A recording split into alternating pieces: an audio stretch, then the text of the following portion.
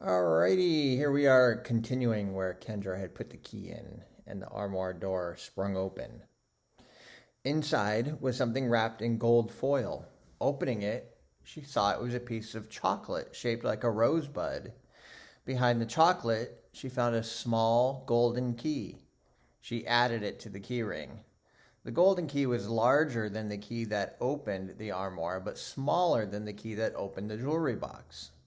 Kendra took a bite of the chocolate rosebud. It was soft and melted in her mouth.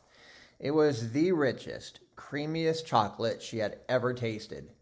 She finished it in 3 more bites, savoring each mouthful. Kendra continued scouring the tiny house, investigating every piece of furniture, searching every closet, checking behind every miniature painting on the walls. Finding no more keyholes, she closed the dollhouse and fastened the clasps. Scanning the room, Kendra tried to decide where to look next. 1 key left, maybe 2 if the golden key also opened something. She'd been through most of the items in the toy chest, but she could always double check. She had searched through the drawers in the nightstands, dressers, and wardrobes thoroughly, as well as the knickknacks on the bookshelves. There could be keyholes in unlikely places, like under the clothes of a doll or behind a bedpost. Kendra ended up beside the telescope. Improbable as it seemed, she checked it for keyholes. Nothing. Maybe she could use the telescope to locate Seth. Opening the window, she noticed Dale walking along the lawn at the outskirts of the woods. He was carrying something in both hands, but his back was to her, impeding a view of what he held. He stooped and set it down behind a low hedge, which continued to prevent her from seeing the object. Dale walked off at a brisk pace, glancing around as if to ensure nobody was spying, and soon passed out of view. Curious, Kendra rushed downstairs and out the back door. Dale was nowhere in sight. She trotted across the lawn to the low hedge beneath the attic window. Grass continued for about 6 feet beyond the hedge before stopping abruptly at the perimeter of the forest. On the grass, behind the hedge, rested a large pie tin full of milk. An iridescent hummingbird hung suspended over the pie tin, wings a faint blur. Several butterflies flitted around the hummingbird. Occasionally, one would descend and splash in the milk. The hummingbird flew away, and a dragonfly approached. It was a smaller crowd than the mirror had attracted, but there was much more activity than Kendra would have expected around a small pool of milk. She watched as a variety of tiny winged animals came and went, feeding from the pie tin. Did butterflies drink milk? Did dragonflies? Apparently so. It was not long before the level of milk in the pie tin had markedly fallen. Kendra looked up at the attic. It had only 2 windows, both facing the same side of the house. She visualized the room behind those gabled windows and suddenly realized that the playroom consumed only half the space the attic should fill. Abandoning the tin of milk, she walked around to the opposite side of the house. On the far side was a second pair of attic windows. She was right.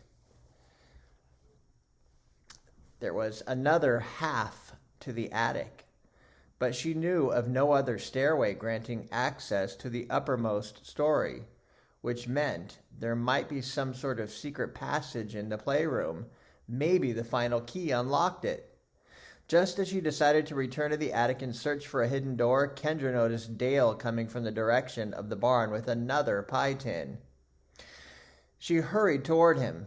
When he saw her coming, he looked temporarily uncomfortable, then put on a big smile. "What are you doing?" Kendra asked. "Just taking some milk to the house," he replied, changing direction a bit. He had been heading toward the woods. "Really? Why'd you leave that other milk behind the hedge?" "Other milk?" He could not have looked more guilty. "Yeah, the butterflies were drinking it." Dale was no longer walking. He regarded Kendra shrewdly. Can you keep a secret? Sure. Dale looked around, as if someone might be watching. We have a few milking cows. They make plenty of milk, so I put out some of the excess for the insects. Keeps the garden lively. Why is that a secret? I'm not sure your grandfather would approve. Never asked permission. He might consider it wasteful. Seems like a good idea to me. I noticed all the different kinds of butterflies in your garden, more than I've ever seen. Plus all the hummingbirds. He nodded. I like it. Adds to the atmosphere. So you were not taking that milk to the house? No. This milk hasn't been pasteurized, full of bacteria. You could catch all sorts of diseases, not fit for people. Insects, on the other hand, they seem to like it best this way. You won't spoil my secret. I'll keep quiet. Good girl, he said with a conspiratorial wink.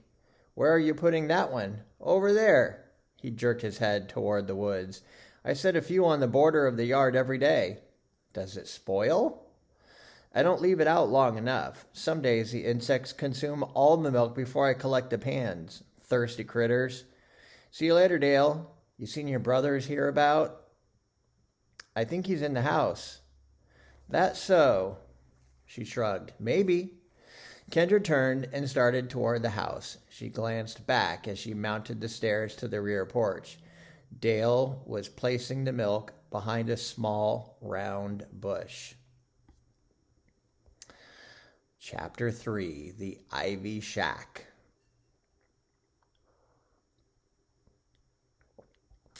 Seth pressed through dense undergrowth until he reached a faint, crooked path, the kind made by animals.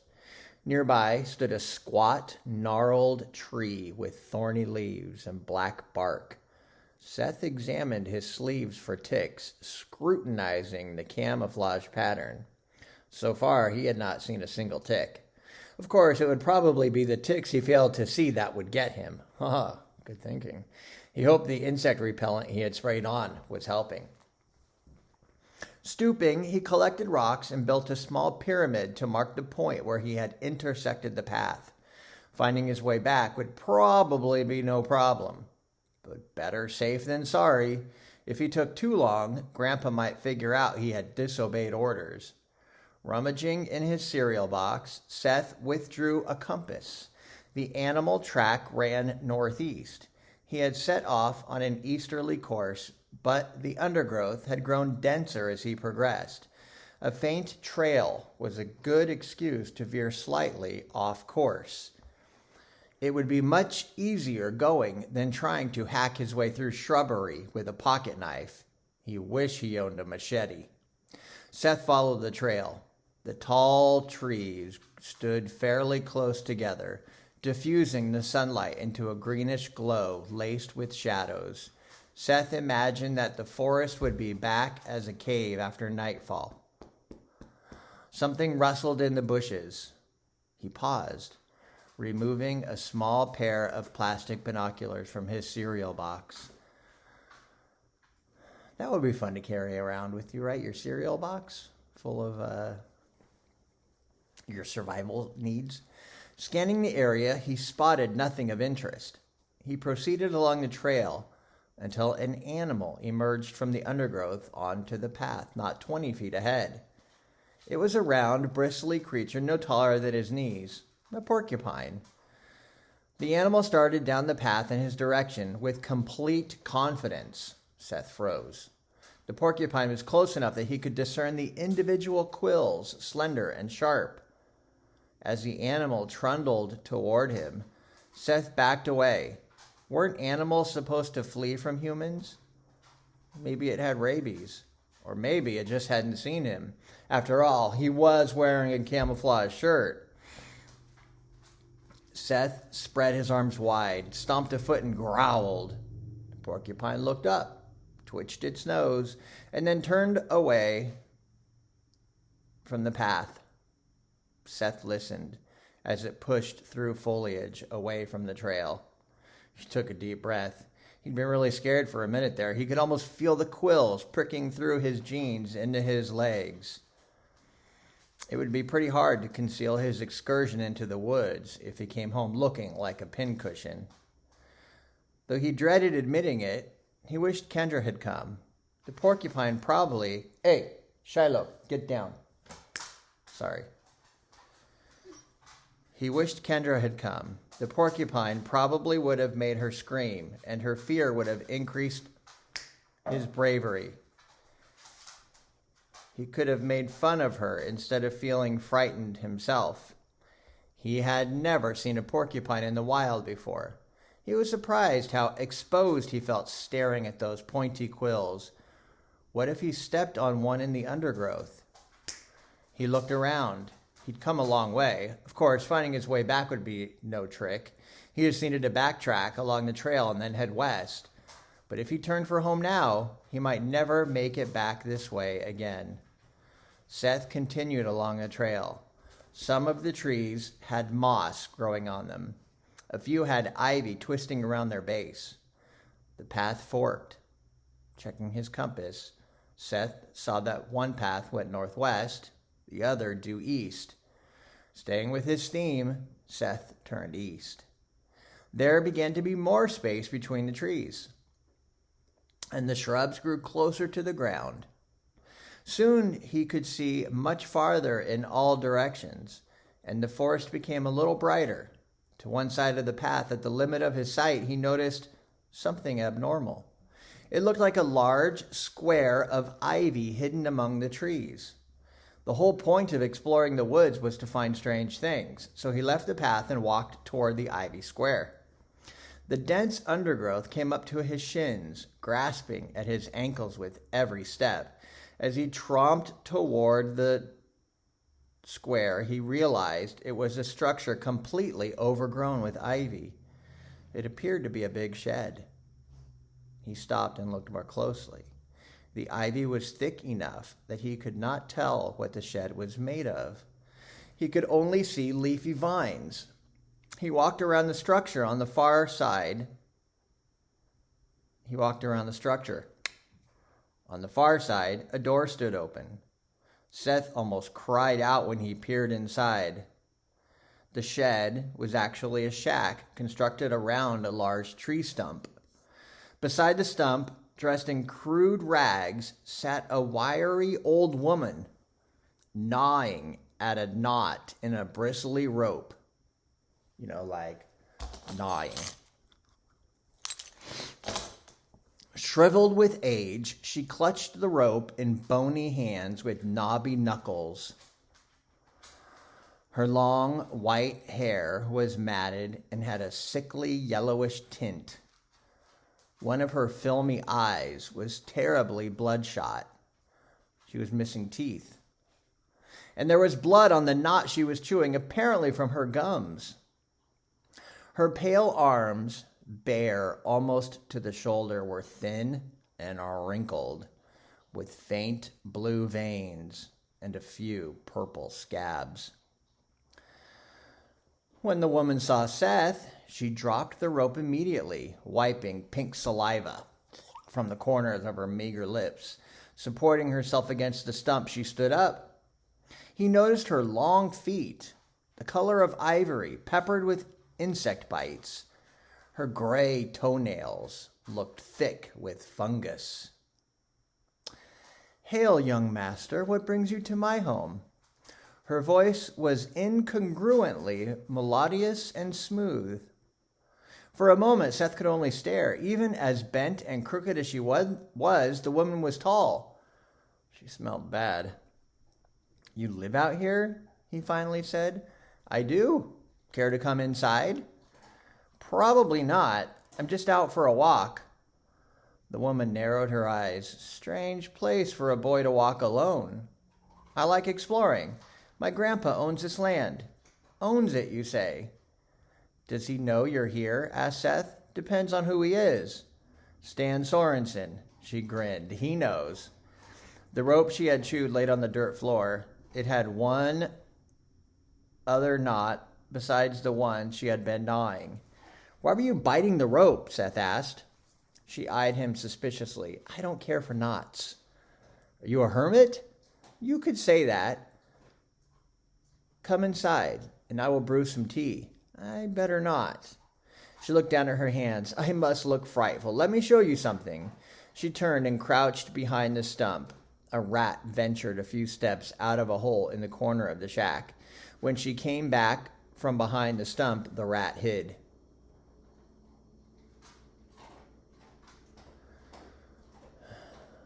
I'm frozen on my screen.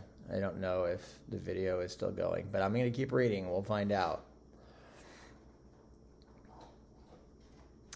The old woman sat with her back to the stump. She held a little wooden puppet about 9 inches high. It looked primitive, made entirely of dark wood with no clothes or painted features, just a basic human figure with tiny golden hooks serving as joints. The puppet had a stick in its back. The woman set a paddle on her lap. She began making the puppet dance by bobbing the stick and tapping the paddle.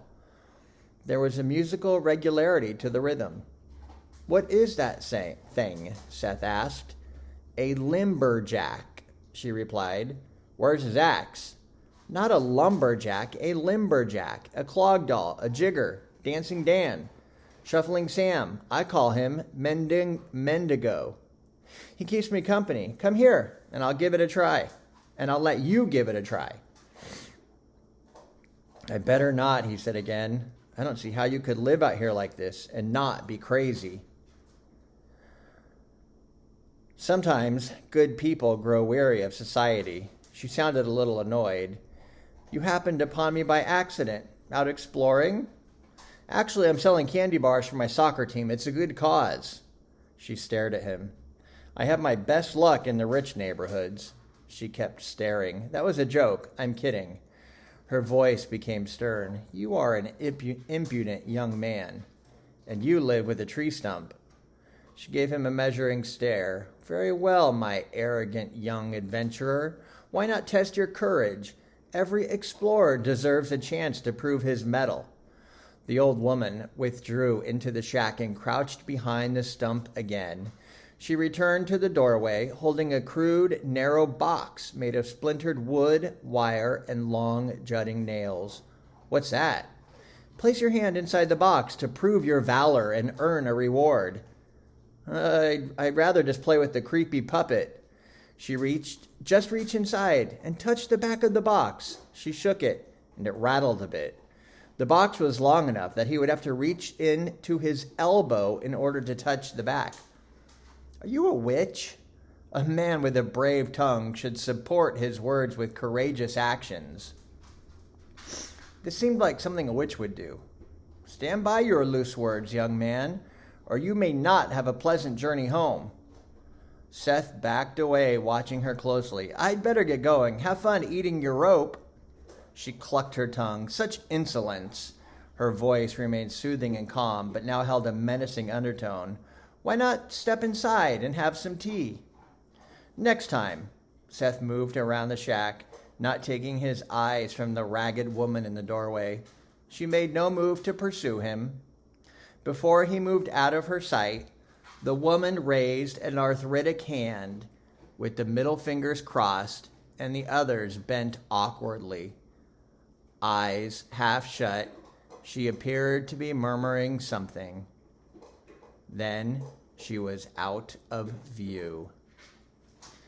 And because the video stopped, and I'm curious if it's going, I am going to stop there. Bookmark my page. Keep your fingers crossed.